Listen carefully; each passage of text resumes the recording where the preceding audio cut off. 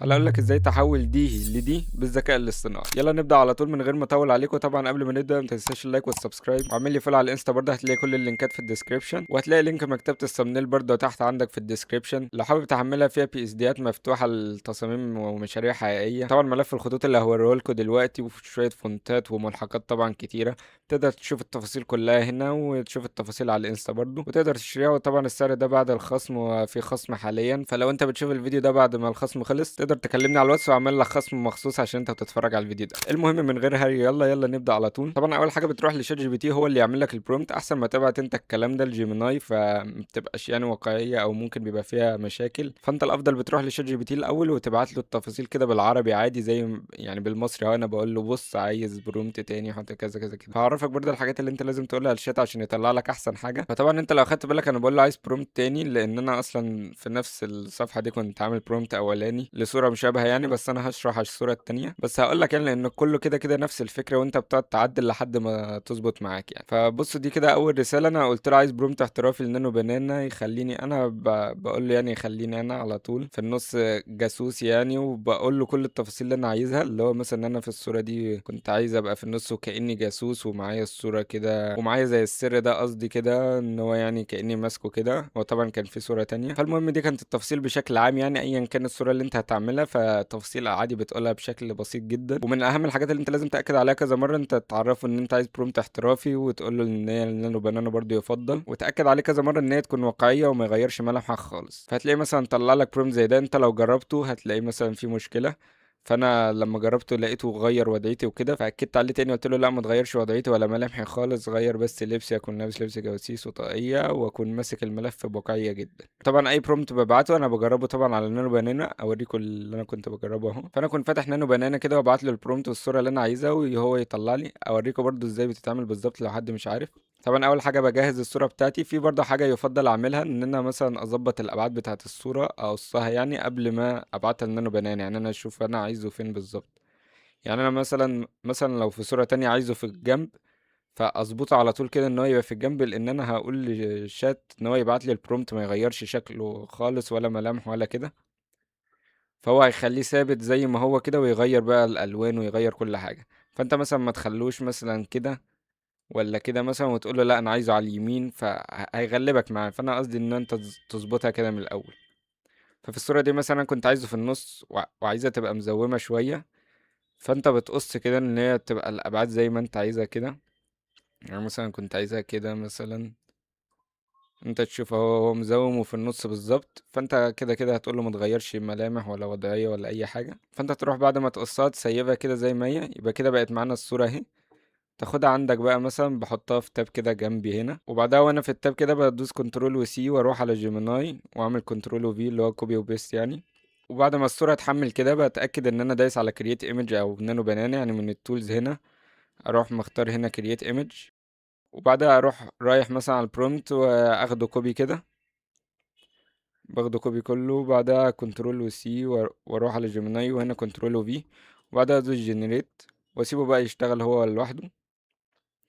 وممكن اكون فاتح كذا تاب زي دلوقتي هنا كده، اللي هو شايف انا فاتح كذا تاب كده، واقعد ادي البرومت والصورة لكذا تاب. هو ممكن بيطلع اشكال مختلفة سنة يعني بص هنا طلع لي شكل وهنا طلع لي شكل تاني شوية. فانت طبعا بتقعد تظبط لحد ما تظبط معاك. يعني مثلا الصورة دي برضو كانت حلوة، بس انا مثلا عملت صورة تانية عجبتني مثلا دي اكتر، فرحت اعمل لها داونلود عادي من هنا كده. وحابب اوريكم برضو واكد ان هي يعني ما بتبقاش سهلة خالص. ان انت شايف انا بعد ما بعت له برومت وغيرت تاني رحت عيد تاني نفس الكلام، ورحت جايب له حاجه مشابهه للي انا عايزها.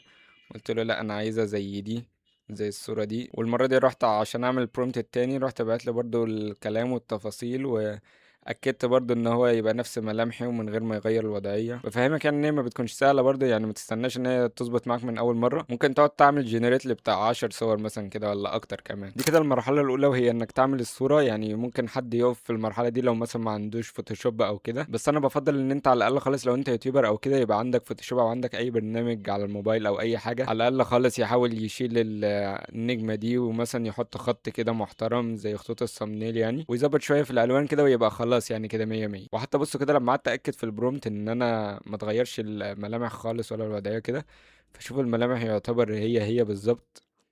مفيش اي اختلاف خالص. ممكن بس في الجلد شويه كده اللي هو تحسه ايه مدي حته ال AI شويه، دي يعني نحاول نصلحها واحنا بنعمل الكالرنج يعني. المهم عشان اشيل النجمه دي في فوتوشوب بروح جاي على على الريموف تول من هنا، اتاكد ان هي على الريموف تول التانية دي كده، واروح جاي على اللاير كده، ومن هنا برضه اتاكد ان هي كرييت نيو لاير عشان تبقى بسهوله كده، وادوس كليكايه وانتر على طول.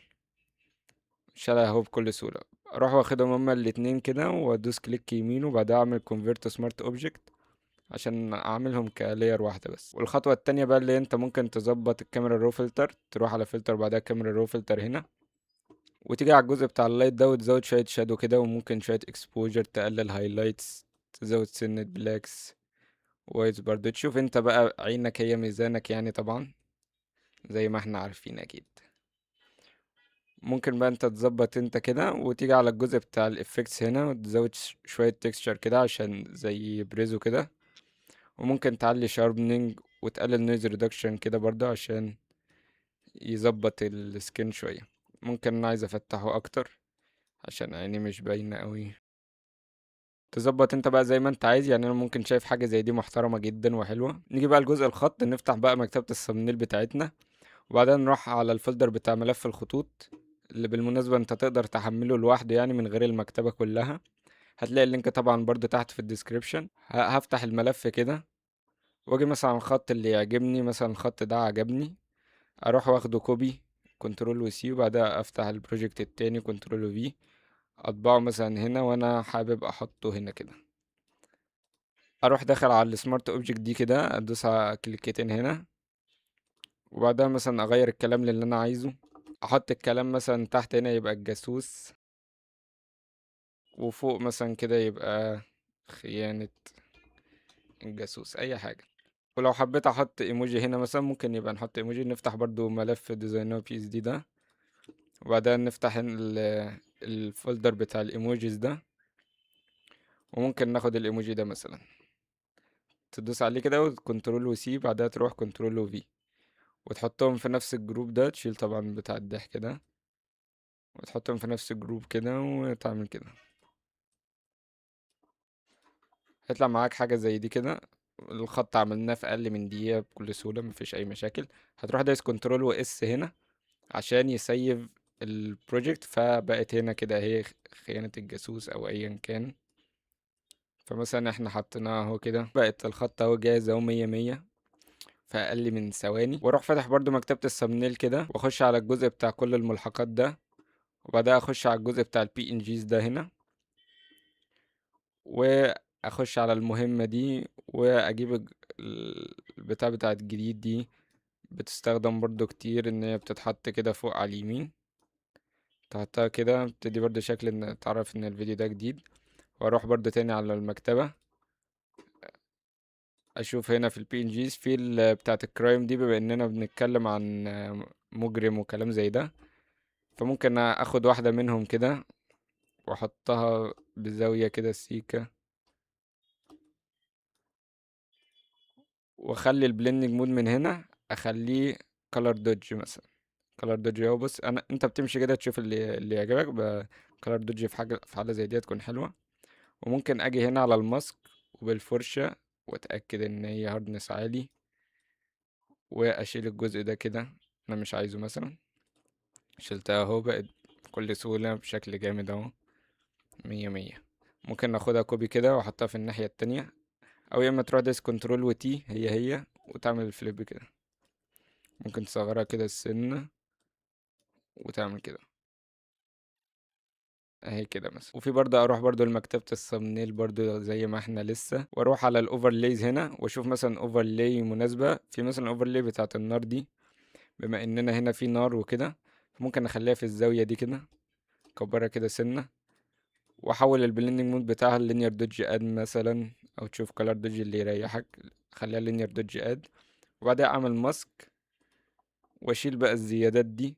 انا طبعا مش عايز كل ده، اخلي الهاردنس قليل، شيل الزيادات دي كده، وممكن اكبرها شوية كده عشان في هنا اللوجو بتاع فريبك كده. بقت حاجة زي دي كده. شايف؟ دي اوفرلي كده على السريع. ممكن انت لو حاسسها تعبانة تزود واحدة كمان. حاجة زي دي كده برضو ممكن بالفرشة البيضة بقى المرة دي تزود كده شوية كمان، تخليها كده تدي كده شكل ان في نار هنا يعني. طبعا انت كل ما تعوز تزود حاجة يعني انت براحتك. لو اخدت بالك اصلا في الصورة الاساسية انا فصلت الشخصية عن الخلفية، ولو واخد بالك انا كنت واخد الصورة دي اصلا من صورة تانية وظبطت لها الالوان واديت لها كليكاية وراها اهو، عملت له برضو جلو من هنا، وعملت له شوية دوجي وبرن هنا برضو كده، ظبطت له وشه وحطيت له برضو دي جديد، وعملت السهم هنا وحطيت من هنا فلوس. طبعا كل الكلام ده يعني ايه هو سهل، بس يعني انا الفكرة من الفيديو ده إن مش ان انا اشرح الكلام ده، الفكرة ان انا اعرفك ازاي تعمل بال AI يعني بطريقة كويسة. فانا الفكرة بشكل عام لو واحد يوتيوبر مثلا ولا حاجة وعايز هو يعمل صوره بشكل احترافي، فزي ما قلت له يعني هو ممكن زي ما انا عملت هنا اللي هو بحاجات بسيطة كده وحطيت الحاجات اهي وبقت احترافية اهي من غير ما ازود الكلام الزيادة اللي انا عملته ده دلوقتي. فنرجع تاني للأصلية يعني لو حد حابب يعرف. بعد ما حطيت الفلوس وراه هو انا طبعا فصل وحطيت الإضاءة من وراه والكلام ده، ورحت حاطط الخط بتاعنا ونفس برضو الكلام ده والاوفرلاي دي. وبس كده، دي كده الصورة الأساسية اللي أنا بعتها للعميل، هي دي التفاصيل بتاعتها كلها. طبعا انت حاجة زي دي لو اخدت بالك انا قعدت اعمل كذا صورة، ففي صورة منهم لقيته ماسك البتاع دي وبيطلع غير اللي هي ماسكها عادي كده، فحبيت الصورة دي اكتر فحطيتها ودمجتها معاه كده بقى بشكل عام يعني احسن بكتير يعني. وبس كده. وحتى في صورة تانية عملتها بنفس الفكرة ونفس الكلام ده ونزلناها اهو، جابت الحمد لله 200 الف مشاهدة اهي على اليوتيوب في 4 ايام بس لحد دلوقتي. هي برضو بنفس الفكرة وغيرت بس شوية في الخط والكلام بشكل عام كده. فهو الفكرة بشكل عام يعني بتبقى واحدة ان انت تقعد تجرب في نانو بنانا. ممكن اصعب حاجة بتكون ان انت تقعد تطلع من نانو بنانا احسن حاجة هو عايزها. واتمنى ان انت تكون استفدت وفهمت الدنيا بشكل عام وتبقى عارف يعني ازاي الصور اللي انت بتشوفها دي بتتعمل يعني، ومش حاجة مستحيلة او كده، بس هي في نفس الوقت يعني مش سهلة ومحتاجة منك شوية مجهود، وتبقى عارف ان نانو بنانا ده ساعات بيبقى غبي جدا يعني. فعايزك تبقى فاهم انت الجزء ده يعني. انت شايف انا بعت له صورة الشخص بماسك عادي، الماسك اللي هو على وشه ده، شال الماسك كده من دماغه من غير ما اكلمه عنه اصلا. فعايزك تفهم ان كل الحاجات دي طبيعية جدا يعني، ولازم يبقى عندك طولة بال. وبس كده زي ما قلت لك ما تنساش تشوف مكتبة الثمنيل تحت في الديسكريبشن، هتفيدك جدا لو انت يوتيوبر او بتصمم صور مصغرة او كده. لو انت يوتيوبر طبعا، لان انت حاجة زي دي اللي عملتها تعمل الصورة وتزود عليها شوية خط وحاجات بسيطة كده وهتحول معاك التصميم في حتة تانية. ولو انت مصمم طبعا مش محتاج اقول يعني على كمية الحاجات اللي انت تستفاد منها يعني. وبس كده، مش عايز اطول عليكم، ما تنساش اللايك والسبسكرايب وفولو على الانستا، واهم حاجة الفولو على الانستا عشان بكسب هناك ناس مكتبة الثمنيل وكده يعني لو عايز تكسبها يعني. وبس كده، اشوفك الفيديو الجاي، مع السلامة.